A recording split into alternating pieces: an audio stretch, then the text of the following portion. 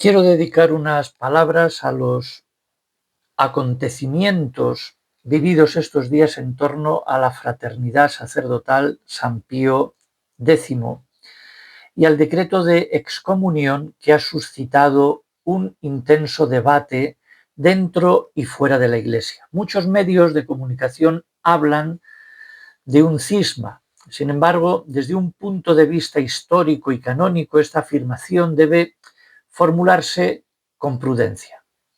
La fraternidad sacerdotal San Pío X lleva décadas en una situación canónica irregular respecto de la Santa Sede, pero no constituye formalmente una iglesia separada, como sí ocurre con las iglesias ortodoxas o las iglesias veterocatólicas. Las recientes ordenaciones episcopales sin mandato pontificio representan un acto de extraordinaria gravedad que puede profundizar la ruptura con Roma. No obstante, será la Santa Sede quien determine el alcance jurídico de estos acontecimientos, que ya parece ser que se ha pronunciado. Pero en realidad la cuestión va mucho más allá de una sanción canónica, y eso es lo que quiero aquí debatir con ustedes. No estamos simplemente ante un enfrentamiento entre tradicionalistas y progresistas. Lo que se encuentra en discusión es una determinada manera de comprender qué significa ser iglesia, cuál es la relación entre tradición y renovación y cómo debe de vivirse la comunión eclesial. Entonces, para comprender el presente es necesario volver brevemente a la historia. Por tanto, primer punto, el origen del conflicto. La fraternidad sacerdotal San Pío X fue fundada en 1970 por el arzobispo Marcel Lefebvre, un obispo de reconocido prestigio, padre conciliar y antiguo superior general de los padres del Espíritu Santo. Paradójicamente, quien había participado en el Concilio Vaticano II terminó convirtiéndose en uno de sus mayores críticos. A su juicio, el concilio había introducido una nueva comprensión de la Iglesia incompatible con la tradición, rechazando especialmente la libertad religiosa, el comunismo, el diálogo con las demás religiones, la reforma litúrgica, la colegialidad episcopal y la apertura al mundo contemporáneo. Aparte de que años más tarde también niegan el Holocausto y que haya habido cámaras de gas, etcétera, etcétera, en torno a los judíos. No voy a entrar ahí. Mientras Roma afirmaba que el concilio, y sigue afirmando, que el concilio representa un desarrollo legítimo de la tradición, Lefebvre sostenía que suponía una ruptura. Y aquí se encuentra el verdadero problema. El conflicto no fue únicamente la misa en latín. La cuestión de fondo era la autoridad doctrinal del Concilio Vaticano II y la reinterpretación auténtica de la tradición de la Iglesia. Punto 2. Vamos a ver de Pablo VI a Juan Pablo II qué ocurre. Bueno, pues con Pablo VI concluye el Concilio Vaticano II, comienza la tarea difícil de aplicar todo lo que se dijo en el concilio. Fueron años marcados con una profunda reforma litúrgica, por una apertura al diálogo con otras confesiones cristianas y por importantes transformaciones pastorales. Pero también fueron años de abusos litúrgicos, de experimentaciones excesivas y de una notable confusión doctrinal. Pablo VI sufrió profundamente aquella situación. Nunca pretendió romper con la tradición de la Iglesia. Al contrario, manifestó en numerosas ocasiones su preocupación por los excesos que se estaban produciendo. Fue también durante su pontificado cuando empezaron los primeros enfrentamientos con Lefebvre. Por ejemplo, en 1975 retiró el reconocimiento canónico a la fraternidad y un año más tarde suspendió a Lefebvre a Divinis tras ordenar sacerdotes sin autorización de la Santa Sede. La crisis quedó definitivamente abierta.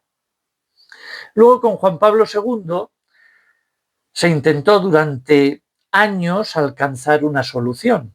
El principal interlocutor por parte de Roma fue el entonces cardenal Ratzinger. Todo parecía conducir a un acuerdo. Sin embargo, en 1988, Lefebvre decidió consagrar 4 obispos sin mandato pontificio. Entonces, Juan Pablo II interpretó aquel gesto como un acto cismático y respondió mediante una carta apostólica, Ecclesia Dei, diciendo que efectivamente esta situación era extraordinariamente compleja, la fraternidad quedó desamparada y no era exactamente una iglesia separada, digamos, ¿no? Pero tampoco pertenecía plenamente integrada a la comunión jurídica de la Iglesia Católica. ¿Qué tres? Viene Benedicto XVI y luego Francisco, que parece ser que son 2 caminos hacia una reconciliación. Benedicto XVI comprendió que el verdadero problema no era únicamente litúrgico, sino doctrinal. Frente a quienes interpretaban el Concilio Vaticano II como una ruptura con la tradición anterior, propuso, Benedicto, la llamada hermenéutica de la continuidad, según la cual el concilio debía entenderse como una reforma en continuidad con la única tradición de la Iglesia. Y con este mismo espíritu promulgó aquel documento, el Summorum Pontificum, facilitando la celebración del misal de 1962, es decir, el anterior al concilio, y levantó posteriormente la excomunión a los 4 obispos consagrados por Lefebvre, eliminando así un importante obstáculo para el diálogo. Sin embargo, dejó muy claro que la plena comunión solo sería posible mediante la aceptación del Concilio Vaticano II y del magisterio posterior. Francisco siguió un camino distinto. Mientras Benedicto priorizó el diálogo doctrinal, Francisco dio prioridad a la dimensión pastoral, que está muy bien. Concedió a los sacerdotes de la fraternidad la facultad de absorber válidamente en el sacramento de la confesión y autorizó, bajo determinadas condiciones, la celebración canónica de matrimonios. Pero Francisco, al mismo tiempo, restringió el uso del misal anterior, el anterior del Concilio Vaticano II, mediante otro documento, al considerar que en algunos ambientes la liturgia tradicional había terminado convirtiéndose en un signo de rechazo al propio Concilio Vaticano II. Por tanto, tenemos 2 pontífices diferentes, pero con una misma convicción, que la comunión con la Iglesia exige aceptar el Concilio Vaticano II como parte integrante de su magisterio. Punto 4. ¿Quién tiene razón? Bueno, Roma posee argumentos de gran consistencia. El primero es la unidad visible de la Iglesia. La figura del obispo de Roma ha ejercido históricamente un ministerio de comunión, y ordenar obispos sin su mandato supone quebrantar esa unidad. El segundo argumento de Roma es la autoridad del Concilio Vaticano II, un concilio ecuménico legítimamente aprobado por el Papa, que forma parte del magisterio de toda la Iglesia y, digamos, de toda la Iglesia, de todos los obispos y de todas las personas. Entonces, esto se tiene que aceptarse, no solo parcialmente, sino aceptarlo de manera completa. Y finalmente Roma recuerda que la tradición no es un museo inmóvil. La tradición permanece viva porque el Espíritu Santo continúa guiando a la Iglesia a lo largo de la historia. Pero también sería injusto negar que la fraternidad ha planteado cuestiones que merecen ser escuchadas. Denunció, por ejemplo, los abusos litúrgicos posteriores al concilio. Denunció la pérdida del sentido de lo sagrado, la crisis de las vocaciones y la necesidad de una formación doctrinal sólida. Lo significativo es que muchas de esas preocupaciones fueron también compartidas, con distintos matices, por Pablo VI, por Juan Pablo II, por Benedicto XVI e incluso por Francisco. La diferencia no reside tanto en el diagnóstico como en la conclusión. Para la fraternidad, el problema se encuentra en el propio concilio, y para Roma, el problema radica en la mala interpretación y en la aplicación posterior del concilio. Quinto, la verdadera cuestión. Entonces, independientemente ya de todo esto, a mi juicio, el verdadero problema se encuentra en otro lugar. Mirad, durante siglos, la Iglesia latina ha desarrollado un modelo de gobierno extraordinariamente centralizado. Todo tiene que pasar por Roma. Sin embargo, la Iglesia del siglo XXI vive en continentes, culturas y realidades profundamente distintas a como se hizo anteriormente. Entonces, quizá ahora, en esta época, ha llegado el momento de preguntarnos si ese ejercicio de la autoridad papal puede enriquecerse mediante una recepción más profunda de la colegialidad episcopal que ya se propuso en el Concilio Vaticano II. Es decir, todos los obispos son sucesores de los apóstoles. El Papa preside la comunión de la Iglesia, pero esa comunión también exige escuchar, corresponsabilizar al conjunto del episcopado y no dictar o centralizar todo bajo una persona. Y esto adquiere otra cara, digamos, ¿no? Adquiere un sentido de sinodalidad, que es esa palabra famosa que tanto está ahora en boga, sobre todo a partir del Papa Francisco. Pero esta sinodalidad o esta descentralización de la figura del Papa no viene a ser como una especie de democratización de la doctrina, ni como una iglesia, digamos, parlamentaria, sino como una forma de caminar juntos, discerniendo comunitariamente la acción del Espíritu Santo.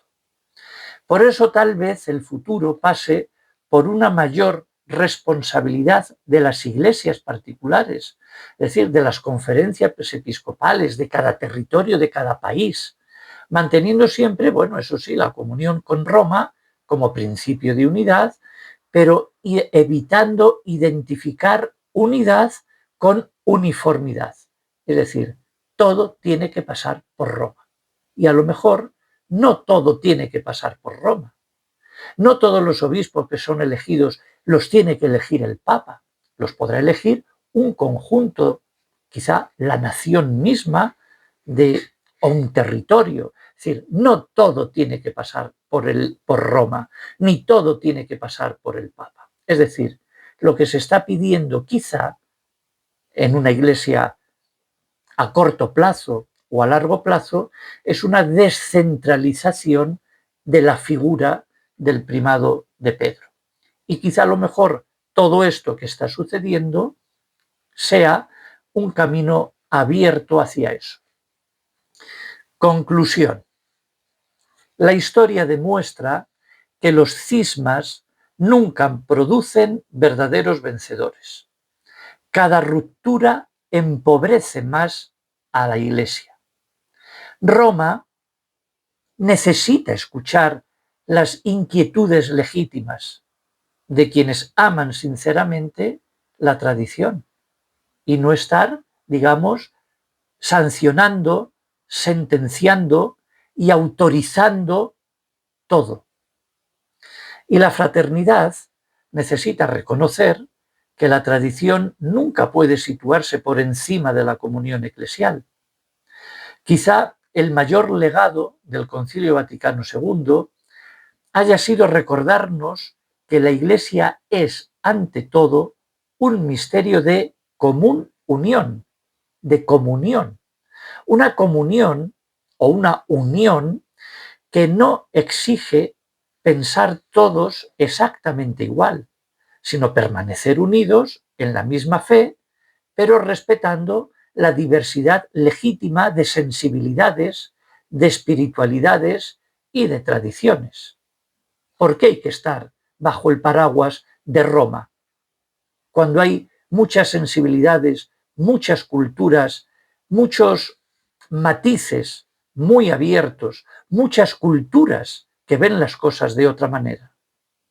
¿No creéis que la Iglesia debe dejar de ser ya europeísta? El centro es Roma, Europa. El mundo es mucho más amplio, y las culturas y las mentes y las ideas también. Tal vez esta crisis de la fraternidad sacerdotal de San Pío X pueda convertirse paradójicamente en una oportunidad para que la Iglesia reflexione una vez más sobre sí misma, no solo sobre la obediencia o la disciplina, sino sobre la forma en que quiere vivir la comunión, la comunidad en el siglo XXI. Y quizás sea el momento de recuperar una mayor decisión, la eclesiología del primer milenio. Es decir, una iglesia donde el obispo de Roma ejercía un verdadero ministerio de comunión, mientras las iglesias particulares, nacionales, etcétera, gozaban de una mayor responsabilidad en la vida pastoral y disciplinar.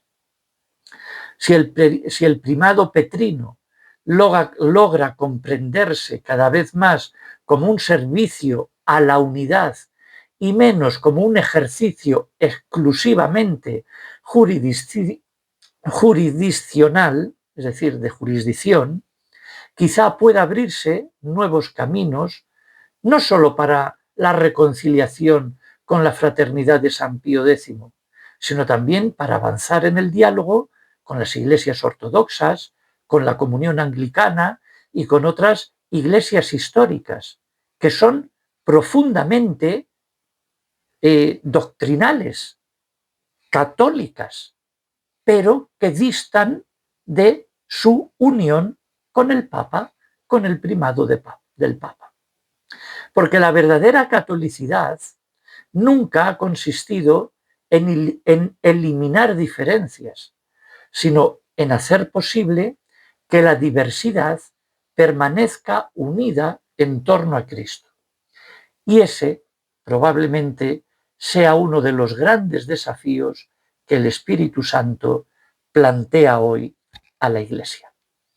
Espero, aunque haya sido un poquito largo, haberos sido de ayuda y esclarecer un poco estas ideas.